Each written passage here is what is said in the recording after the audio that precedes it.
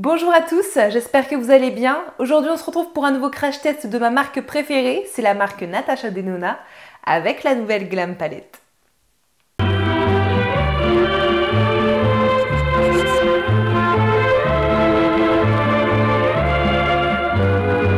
Vous l'avez donc compris, Natasha Denona, la make-up artiste de talent et qui a lancé sa marque il y a 1 ou 2 ans maintenant, je dirais 2 ans maintenant, a lancé une nouvelle palette, la Glam Palette. C'est une palette qui coûte 69 € du moins chez Sephora. Moi, je l'ai payée 69 € chez Sephora. Elle est donc disponible chez Sephora, évidemment, mais vous pouvez aussi l'acheter sur Look Fantastic et elle est aussi, bien entendu, disponible sur le site de natashadenona.com. C'est une palette qui est sans parabènes, non testée sur les animaux. Elle est composée de 15 fards d'environ 1,3 g chacun. Pour les tonalités, comme vous pouvez le voir, ce sont des tonalités grises, du clair au foncé, un petit peu blanc, brillant, marronné et doré également. Vous avez défini mat, métallique et scintillant. Et maintenant que les présentations sont faites, passe au make-up, mais juste avant, vous le savez, si vous n'êtes pas abonné à cette chaîne, n'hésitez pas à le faire. On clique sur le bouton s'abonner, ça me ferait plaisir. Le petit pouce bleu qui fait également toujours plaisir. Et je laisse le lien Utip, dans la barre d'infos pour d'éventuels dons si vous avez envie. Mais bien entendu, ce n'est pas obligé du tout, hein, je comprends totalement. Mais voilà, je laisse là au cas où. Et on passe tout de suite au make-up. Alors, au niveau de mon teint, comme d'habitude, il est fait. Bronzer, blush, il n'y a que l'highlight que je mets toujours en fin de vidéo. Et là, je vais mettre aussi de la base sur les paupières en off. Mais du coup, sourcils et tout le reste du teint est fait. Je vais maintenant passer en voix off, puisque sans vous cacher, j'ai mes petites habitudes, puisque je filme souvent le lundi. Et le lundi, j'aime bien regarder mes petits feuilletons pourris l'après-midi. Donc là, je vais regarder mon petit feuilleton tout en faisant mon make-up. Donc vous aurez une jolie voix off, mais vous inquiétez pas, je vais détailler tout ça, je vais dire ce que je pense, donc vous ne serez pas pénalisés. Et on passe du coup au make-up. Alors, je commence avec un pinceau fluffy et la teinte Crease que je vais justement appliquer dans le creux de paupière. Ce que je peux dire d'ores et déjà, c'est que c'est une teinte très poudreuse. J'ai eu énormément de chutes dès que je l'ai tapée. Donc vraiment bien taper son pinceau pour ne pas en avoir sur le visage. Mais par contre, c'est un fard très pigmenté.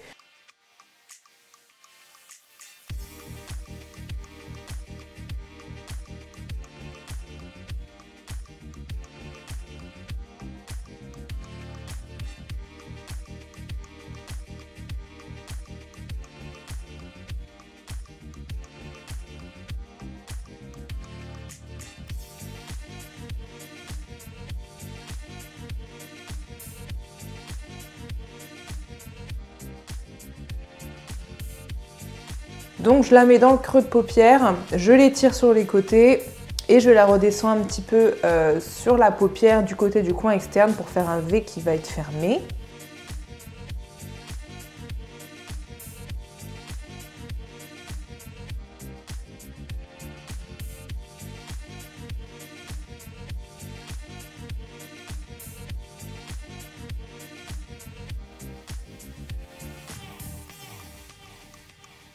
Avec un autre pinceau fluffy, je prends la teinte Blend et je vais venir flouter les bords avec. Je vais l'utiliser en tant que teinte de transition, mais je vais être très légère dans ma façon de l'appliquer puisque c'est une teinte marronnée, un peu plus chaude du coup.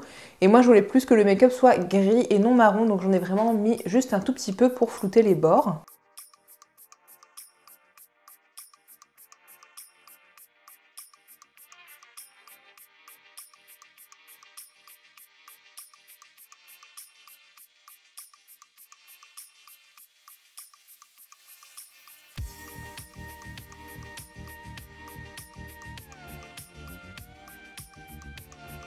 Avec un pinceau un peu plus condensé, je prends la teinte Lash Line, la teinte la plus foncée de la palette, et je vais la placer sur le coin externe de l'œil, donc sur la paupière du côté coin externe. Et je vais aussi par la suite l'étirer, la faire remonter dans le petit V que j'ai créé avec la teinte Crease, histoire que ça soit un peu plus foncé sur le côté externe de l'œil. Jusque là, il n'y a aucun problème avec la pigmentation des fards, ils se travaillent très bien, ils sont très pigmentés. Un petit peu poudreux, surtout le Crease, mais Si vous tapotez bien votre pinceau, normalement il n'y a pas de souci.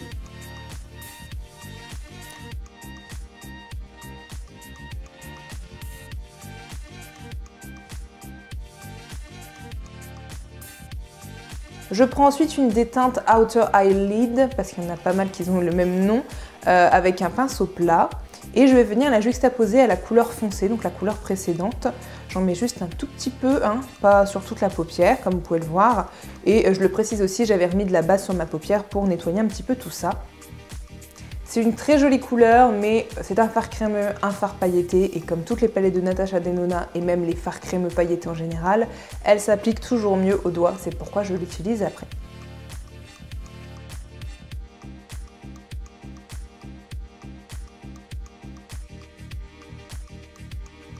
C'est ensuite une des teintes de Center Eyelid que je vais utiliser, la plus argentée des teintes. Et pareil, d'abord je vais l'appliquer au pinceau plat, là sur toute ma paupière, par contre sur tout le restant de ma paupière. Et ensuite, bien entendu, je passe au doigt pour plus d'intensité.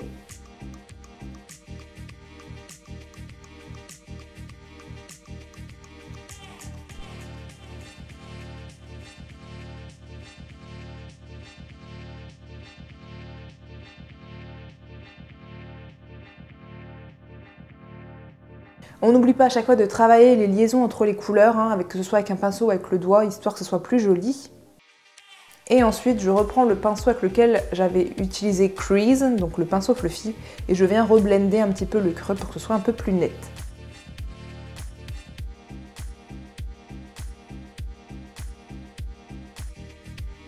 Il est temps maintenant de passer au ras de cils inférieur et je vais commencer par reprendre la teinte Lash Line avec un pinceau biseauté pour venir directement la mettre au plus près de mes cils et donner de l'intensité au-dessous de l'œil.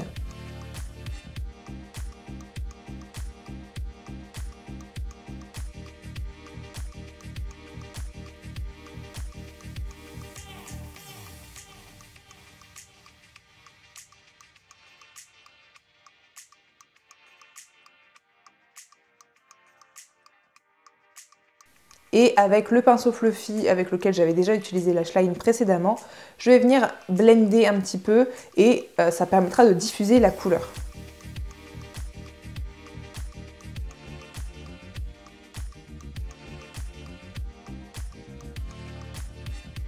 Enfin, je reprends la teinte Blend, toujours de façon très légère, avec un pinceau fluffy pour venir flouter les bords, mais vraiment tout en légèreté.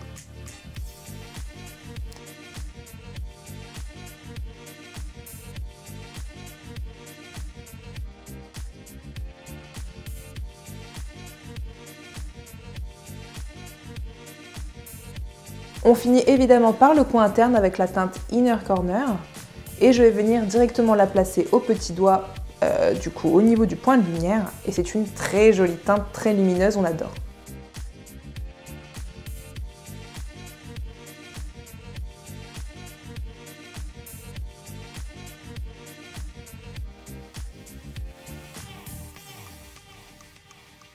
Je vais donc maintenant en off finir mon make-up, faire l'autre œil évidemment, et rendre tout ça un peu plus beau. Vous avez l'habitude de toute façon, et je reviens juste après. Tadam! Et voilà le look final du coup. Comme vous le voyez, j'ai mis du crayon noir dans la muqueuse en haut et en bas. J'ai mis de l'eyeliner, donc j'ai fait une wing et j'ai fait une bascule sur le côté pour donner un côté un peu plus œil de chat que je voulais pour ce coup là du coup. Qu'est-ce que j'ai fait d'autre? J'ai mis des faux cils, voilà. Et donc pour le rouge à lèvres que je porte, c'est un rouge à lèvres Cozy Kitsune, c'est la couleur café au lait et c'est donc des rouges à lèvres que j'ai acheté sur le site kitsunecollection.com. Cozy Kitsune, c'est une instagrammeuse, youtubeuse que je suis, je vous mets toutes ces infos. Je la suis depuis un moment parce que je la trouve très mignonne et que j'aime beaucoup son esthétique. Et elle a sorti 4 rouges à lèvres. C'est d'ailleurs un de ces rouges à lèvres que je portais dans ma revue de la palette Nikkie Tutorial X Beauty Bay qui est dans le petit. N'hésitez pas à checker tout ça pour un tutoriel assez coloré. Je portais la teinte October et là je vais vous mettre du coup les 4 teintes que Cozy Kitsune a sorties. C'est une collection spéciale automne, 4 rouges à lèvres, et j'ai donc décidé de vous faire une mini revue dans cette revue de Natasha Denona. Donc là à l'écran vous voyez toutes les teintes s'afficher, les 4 teintes avec les informations et les prix. Donc c'est sur le site kitsunecollection.com qu'on peut se les procurer. Je ne sais pas si actuellement ils sont encore disponibles. Vous avez 4 teintes au tonal. Et pour vous dire un petit peu ce que j'en pense, la teinte café au lait que je porte actuellement dans le tutoriel et la teinte October, ce sont des teintes qui sont extrêmement liquides.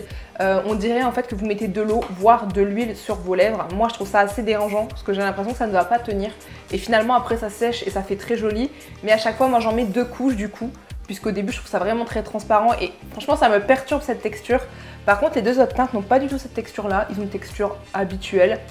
Asséchante mais pas trop, j'ai connu pire donc en vrai ça va. Et au niveau de la tenue ça va aussi et je trouve les couleurs très jolies pour l'automne. Donc globalement je valide. Du coup voilà pour le make-up look final et j'aime beaucoup.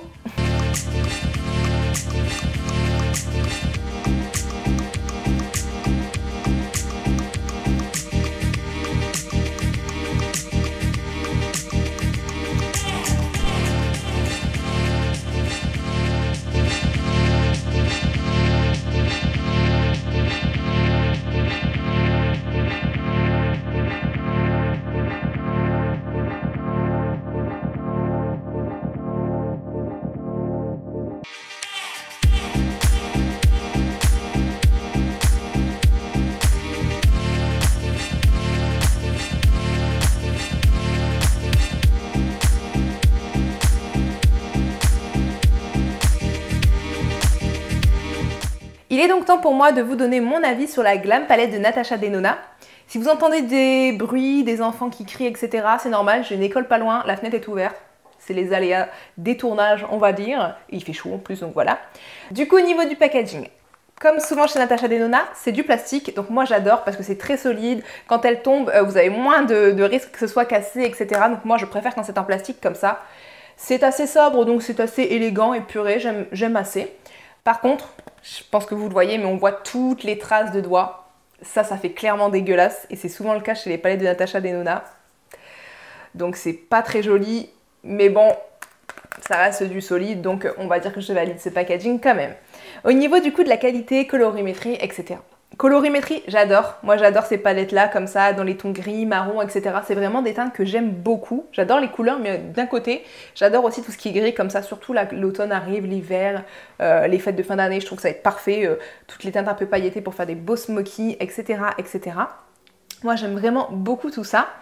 C'est une palette qui me rappelle quand même pas mal la palette Cremated de Jeffree Star. Je vous mets la revue sur cette palette dans le petit. On est à peu près sur les mêmes teintes. Jeffree Star, il y a plus de gris, moins de marron. Et là, c'est plus il y en a plus de marron et un peu moins de gris. Mais on est globalement dans la même colorimétrie. Et c'est une palette que j'avais adorée. Donc forcément, j'adore aussi celle-là. On voit que c'est des couleurs que j'aime quand même au final. Je la trouve vraiment très belle. Au niveau de la qualité, j'ai vraiment rien à dire. Natasha Denona, c'est mes fards préférés en général. C'est toujours le cas actuellement. Les fards sont pigmentés, ils se travaillent bien. Les fards pailletés sont super beaux. Ils se travaillent toujours mieux au doigt par contre, puisqu'ils sont très crémeux. Donc vraiment, je n'ai rien à dire, une très très bonne qualité. J'aurais peut-être ajouté un noir et un blanc, histoire de dire on est dans les tons neutres, on peut faire vraiment tout. Mais en vrai, c'est une très belle palette et je la recommande. Si vous aimez les palettes neutres, les palettes pour faire des smokies, elle sera vraiment parfaite, je vous la conseille. Si vous aimez Natasha Denona comme moi, je vous la surconseille évidemment.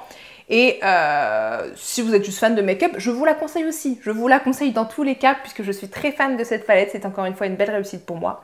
Certes, comme d'habitude, Natasha Denona c'est un prix. Mais après, la qualité est tellement bonne que je pense que ça les vaut complètement. Voilà du coup pour cette revue sur la Glam Palette de Natasha Denona. J'espère que ce make-up vous plaît. N'hésitez pas à me le dire en commentaire. Moi j'aime beaucoup ce côté yeux de chat.